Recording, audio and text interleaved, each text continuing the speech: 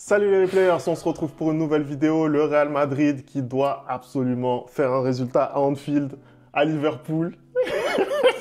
Il est déjà désespéré. Il croit qu'il va prendre un score. Moi, je lui dis que le Real ne va pas prendre un score. C'est pas possible, tu vois ce que je veux dire. Moi, je sens, je vous le dis, je sens que quelque chose va se passer. Vas-y, déjà, voilà, je sais pas tu sens quoi avec tes pronostics foireux depuis le début de la saison. Je sais pas tu sens quoi.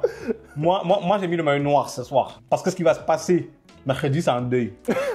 Ce qui va se passer mercredi, c'est un assassinat.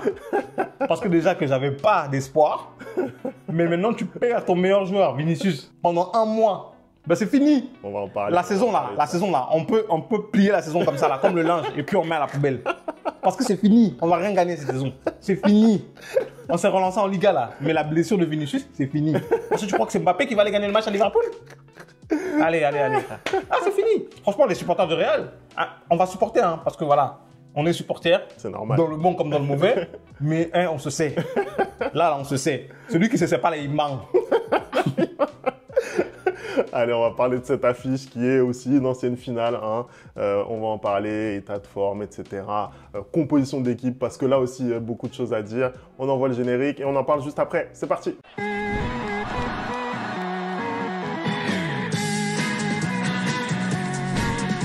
Allez, on commence tout de suite cet avant-match. Le Real Madrid qui doit absolument faire un résultat à Liverpool. Le problème, c'est que Liverpool, Anderson, cette saison, ils sont absolument impressionnants. Bah écoute, Liverpool, c'est pour moi, hein, en tout cas, hein, pour l'instant, c'est la meilleure équipe du monde. Hein. Ils ont perdu uniquement un seul match cette saison. Hein. Ils ont fait un seul match nul, sinon tout le reste, c'est uniquement que des victoires. Et de quelle manière, hein, parce qu'il y a la victoire, mais il y a aussi la manière dont on obtient cette victoire-là.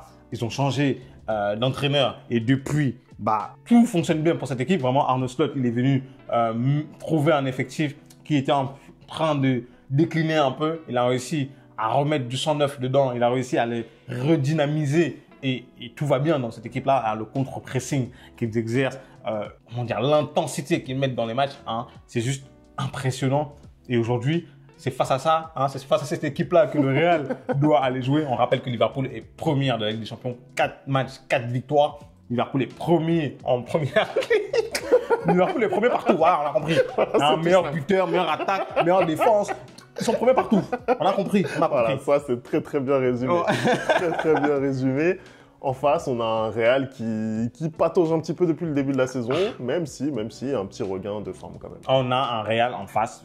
N'hésitons pas à dire les termes, parce que je vois que tu tournes autour du pot. On a un Real en face qui, je ne sais pas, c'est quand la dernière fois que le Real avait eu un début de saison aussi compliqué. Hein. On a un Real Madrid en face qui est décimé par les blessures. Hein. On m'avait parlé de la méthode Pintus pendant 5-6 ans. Ça a marché la méthode Pintus. Mais là, cette année, je ne sais pas ce qu'il fait Pintus. Hein. Peut-être que c'est son frère jumeau qui l'a remplacé. Mais on est en novembre. T'as Carvajal qui est blessé. T'as Vasquez qui est blessé. T'as Tchouaméni qui est blessé. T'as Alaba. Bon, vas-y, Alaba, ça fait 2 ans il est blessé. Maintenant, t'as Militao qui est blessé. Hein. Il revient de blessure, il se blesse encore. Et puis aujourd'hui, moi j'étais tranquille dans ma vie. Je faisais ma vie. Je reçois une notification. Vinicius out 3 semaines. J'ai dit, je peux plus. J'ai dit, je peux plus. Je peux plus. Cette saison, le football va pas me rendre heureux. Je le sais, j'ai accepté. Mais Anderson, t'as Kylian pour occuper ton...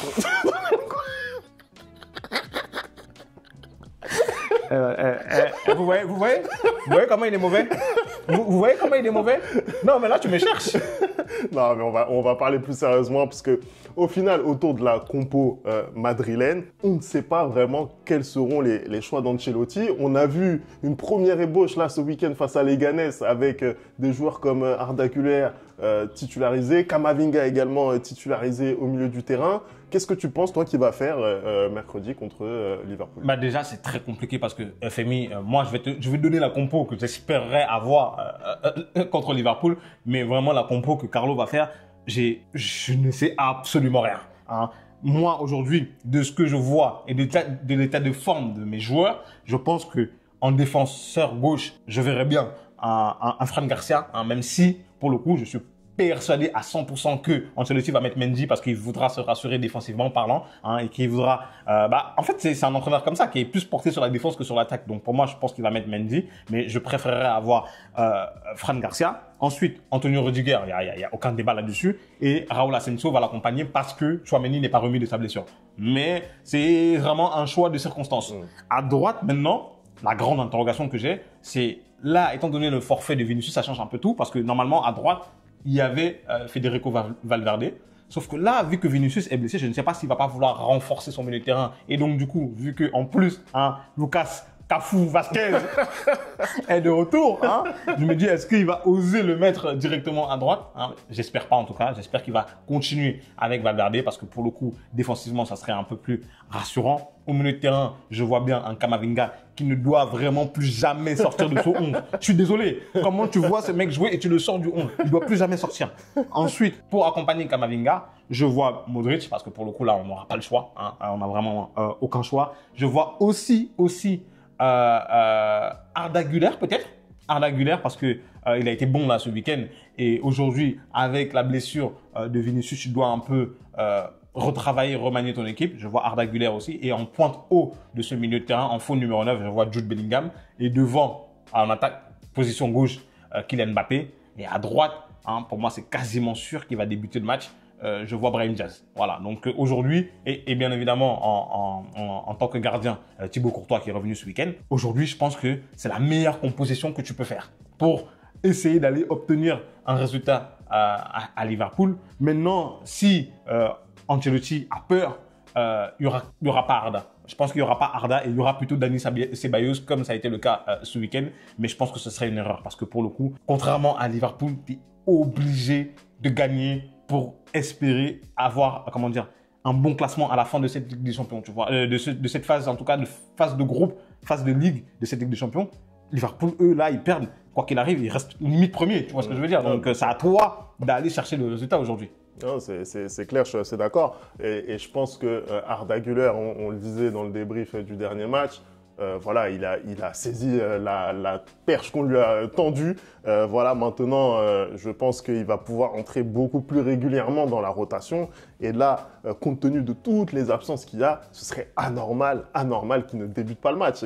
En plus, je le dis encore une fois, il fait preuve vraiment d'énormément de maturité. C'est pas un feu follet, Arda Güler. C'est vraiment quelqu'un qui joue de façon réfléchie, même si il a une technique soyeuse avec son pied gauche. Arda Güler doit absolument débuter ce match si le Real veut avoir une chance de faire un résultat. Anderson, on va essayer de se concentrer un petit peu maintenant sur Liverpool. On en a parlé un petit peu déjà.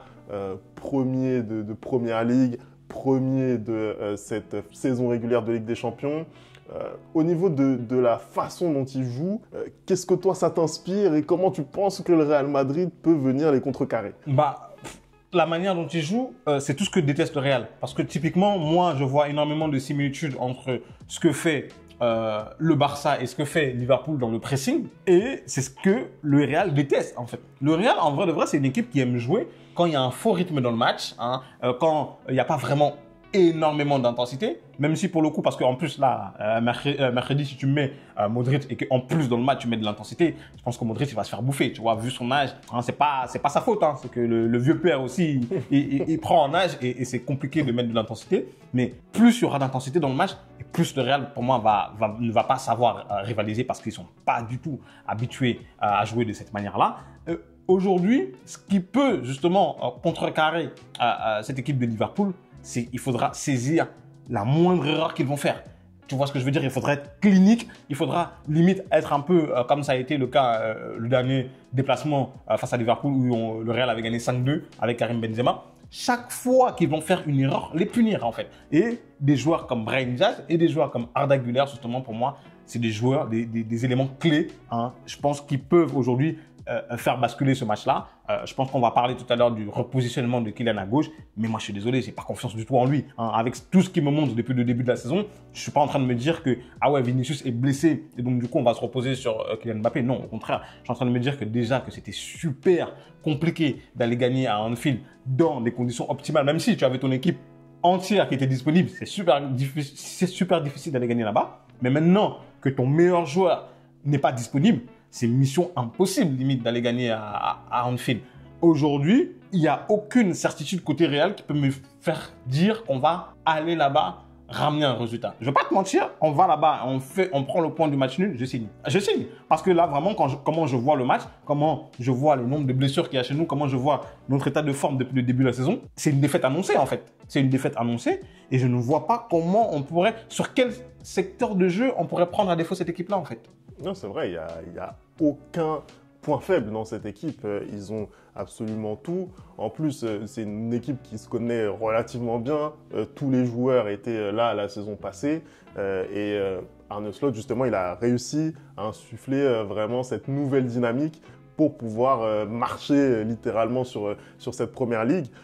Moi, ce que j'ai vu d'eux lors du dernier match face à Southampton, c'est vrai, c'est la lanterne rouge.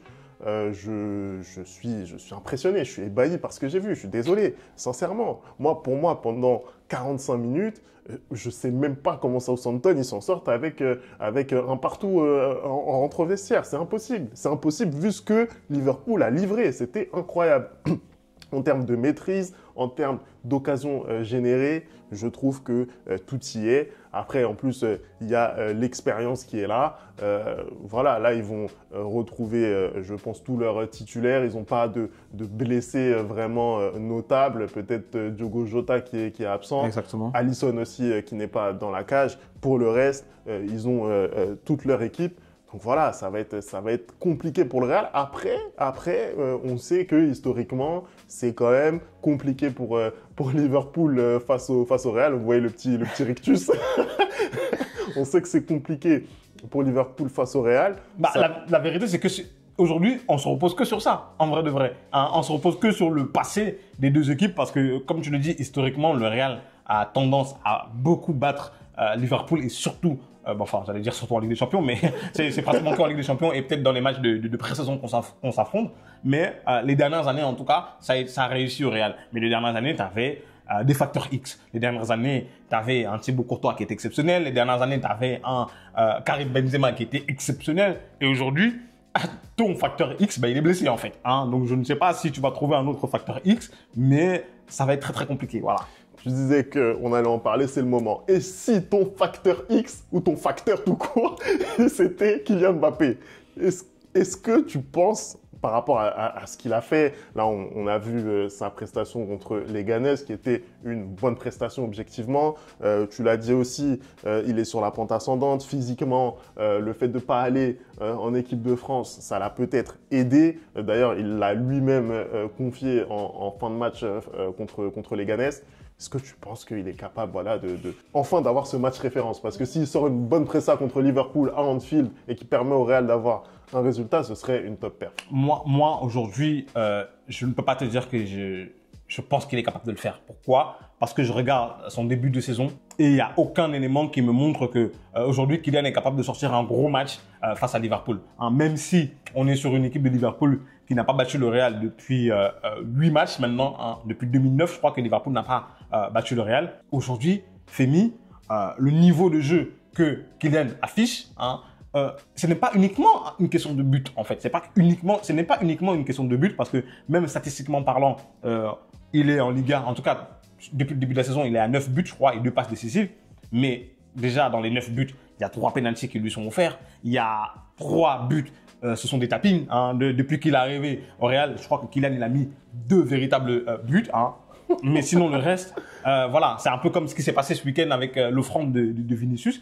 Moi, ce qui me dérange au-delà même des buts, c'est son apport dans le jeu. Aujourd'hui, il manque d'explosivité. Aujourd'hui, il n'a pas l'intelligence footballistique pour le jeu dans les petits espaces. Aujourd'hui, il n'a rien. Techniquement parlant, c'est très compliqué pour lui. Hein, donc, je ne vois pas pourquoi du jour au lendemain, il va se transformer, se sublimer. Moi, je pense que justement, l'absence de Vinicius pendant 3 semaines, voire 1 mois, va le repositionner dans son côté gauche et ça ne va faire que constater l'énorme, hein, la différence de niveau entre lui et Vinicius sur ce côté gauche-là. Parce que aujourd'hui, tout le monde, toute la planète connaît Kylian Mbappé, toute la planète sait comment joue à Kylian Mbappé. Hein, et déjà que dans une équipe en forme, c'est compliqué pour lui. Alors dans une équipe qui est amoindrie, parce que mine de rien aussi, sa relation avec Vinicius lui permet aussi de faire des choses, sauf que Vinicius ne sera pas là. J'ai du mal à le voir être le leader de cette équipe-là. Il n'a jamais été au Paris Saint-Germain. Je ne vois pas pourquoi il va l'être au Real Madrid, en fait. Dans les grands matchs, en tout cas. Dans les grands matchs. Justement, au Paris Saint-Germain, il n'a jamais été dans les grands matchs. Là, je ne vois pas pourquoi il va l'être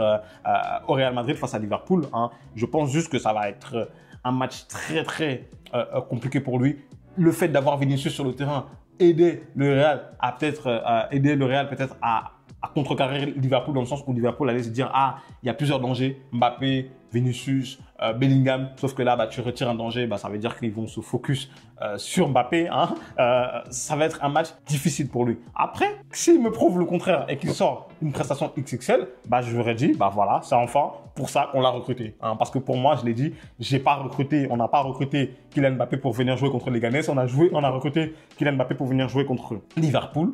Et j'ai mis énormément de doutes sur le fait que ce soit lui le facteur X. J'ai beaucoup plus confiance à un Jude Bellingham qui va prendre ses responsabilités, ou même à un Brahim qui va prendre ses responsabilités dans ce match-là, que un Kylian Mbappé. Malheureusement, Rodrigo n'est pas disponible parce que, encore, si Rodrigo avait été disponible, j'aurais même plus confiance en Rodrigo parce que pour le coup, Rodrigo en Ligue des Champions, ça blague pas.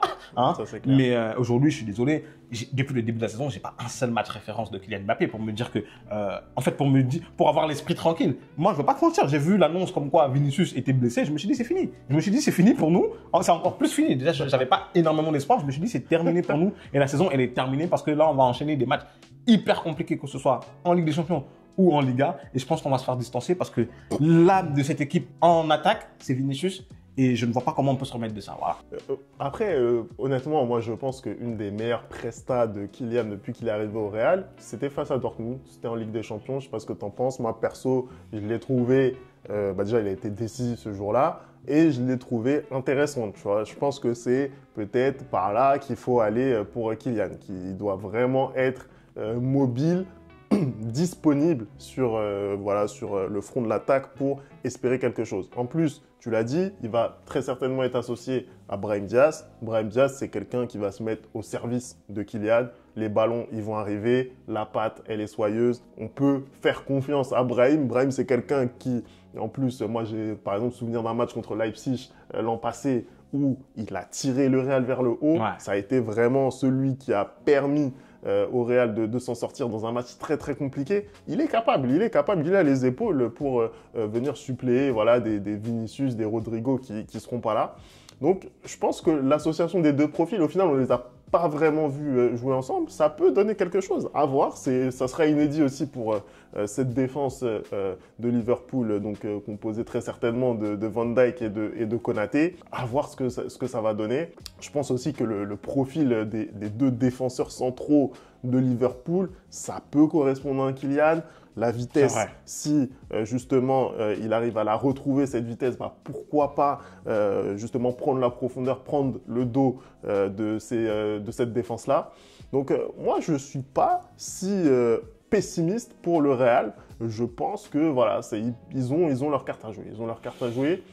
Anderson, maintenant, je vais te demander un prono. Tu vois ce que je veux dire? Je vais te demander quelque chose de concret. Tu veux quoi? Tu veux un prono du cœur ou tu veux un prono réaliste? Vas-y, tu sais quoi? Donne les deux. Donne les deux. Moi, mon prono du cœur, bien évidemment, j'espère qu'on repartira de Anfield avec la victoire. Donc, je dirais 2-1 pour le Real Madrid. Ça, c'est mon prono du cœur. Mais maintenant, mon prono réaliste, je pense que vraiment, la montagne, elle est beaucoup trop difficile à gravir pour le Real Madrid. Là, vraiment, cette équipe de Liverpool, elle est juste fantastique depuis le début de la saison, ce qui est tout le contraire du Real Madrid. Donc, moi, je veux dire 2-0 pour Liverpool, mon prono réaliste. Voilà. Maintenant, j'espère que ce sera mon prono du cœur qui va se réaliser. Voilà. Écoute, moi, je pense que le Real est vraiment magique en Ligue des Champions. Je pense que aussi sur un match de football, tout peut se passer. On a vu le match des extrêmes en Première Ligue ce week-end.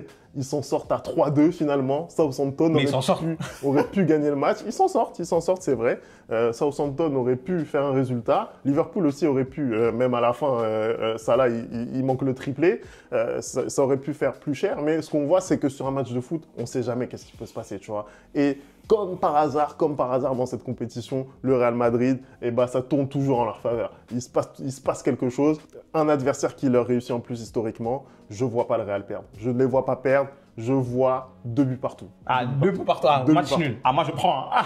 Ah, match nul, là, moi, je prends. C'est ce que je vois. Moi, je prends totalement. Non, mais là. Non, il ne faut pas faire les fiers, montrer qu'on a gagné 15 Ligues des Champions. Non. Là, avec le niveau actuel qu'on a, moi, je prends le 2-2. Allez, merci d'avoir regardé cette vidéo. On n'oublie pas les bonnes habitudes, @le replay foot. Et on se retrouve très vite pour une nouvelle vidéo. Ciao.